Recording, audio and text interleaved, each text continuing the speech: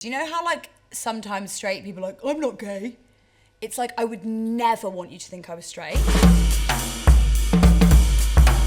Harriet Rose is taking the world by storm, cutting her teeth on iconic UK radio station Kiss FM, where she still presents 2 regular shows. She's also a mainstay of UK TV, hosting the Masked Singer spin-off show The Aftermask, backstage at the MTV Europe Awards, red carpets at the Brit Awards, and interviewing the biggest stars in the world.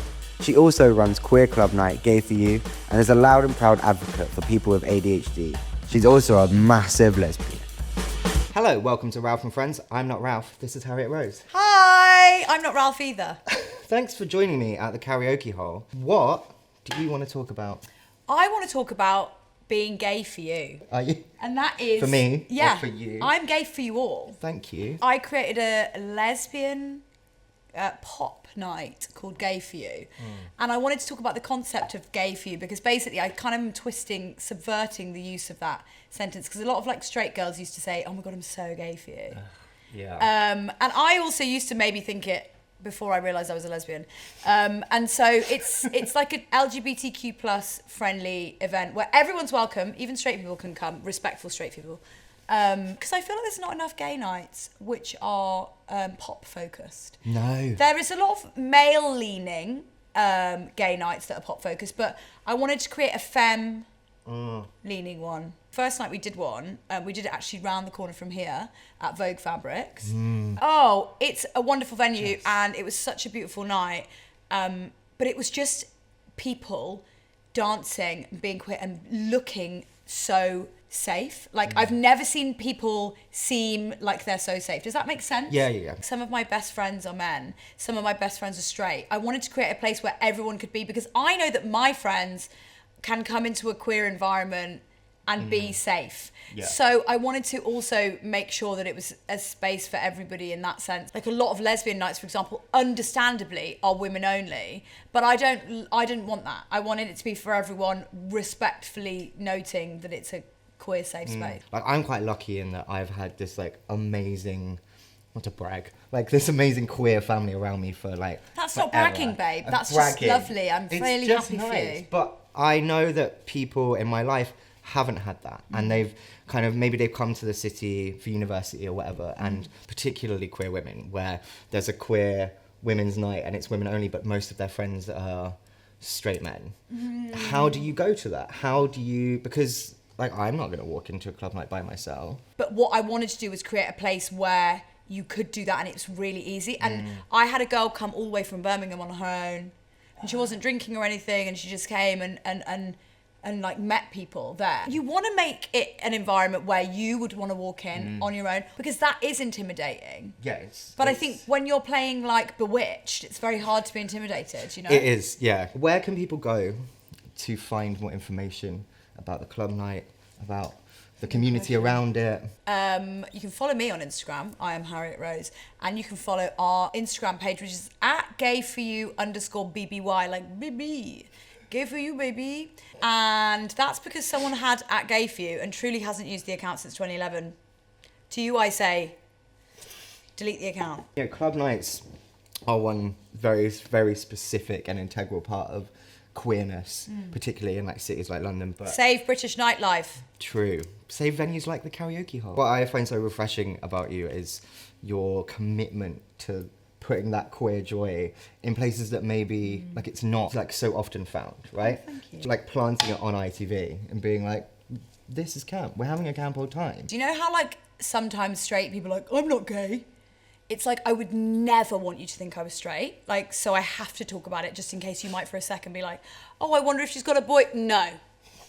We need to cut that right now. Nip it in the bud. Nip that in the bud. And I do that by continually talking about being a lesbian.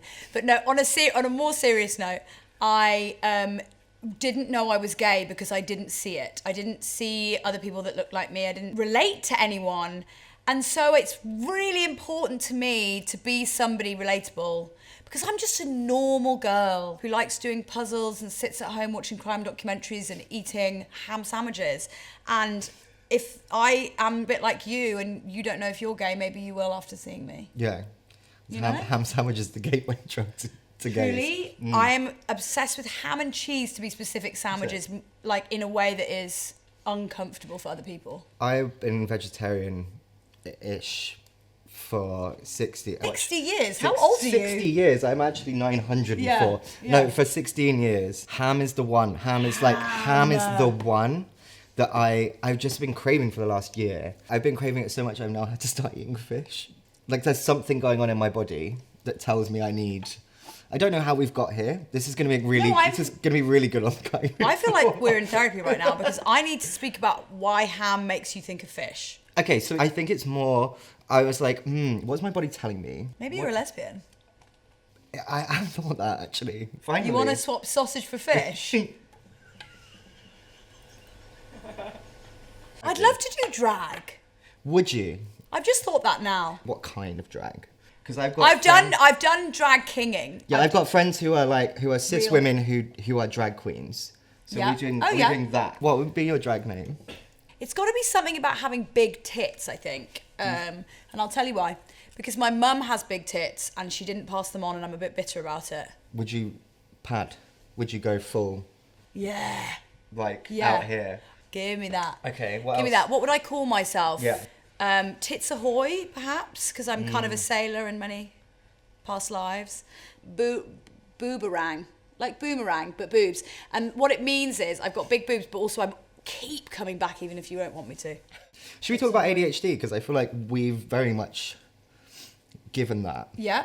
What I really liked about, I think it's an interview you gave with Hunger where you're talking about, explains why your mind is so busy explains why you're very good at what you do. Because I also have ADHD. So the thing that really resonated with me was when you said that when you're done being on, you're suddenly just like, nope. What I've learned as I've got older is that I have to give myself recharge time like a Duracell battery. And if for example, like in my career, it tends to be like I'll do the Brits and I'll be on Loose Women and I'll host a premiere in the space of 36 hours. And then that's when the lights turn off and they don't turn back on for at least 48 hours. So it's funny in my career because you've got the time sometimes to do a million jobs, but you don't have the actual literal personality left. Yeah. But yeah, I do think it's a big thing that I've learned since learning I had ADHD, which is that it is a massive, wonderful thing, but it's also really hard to deal with. So difficult. And I don't like to use it as an excuse. This is for me. I'm going to caveat this is for me alone.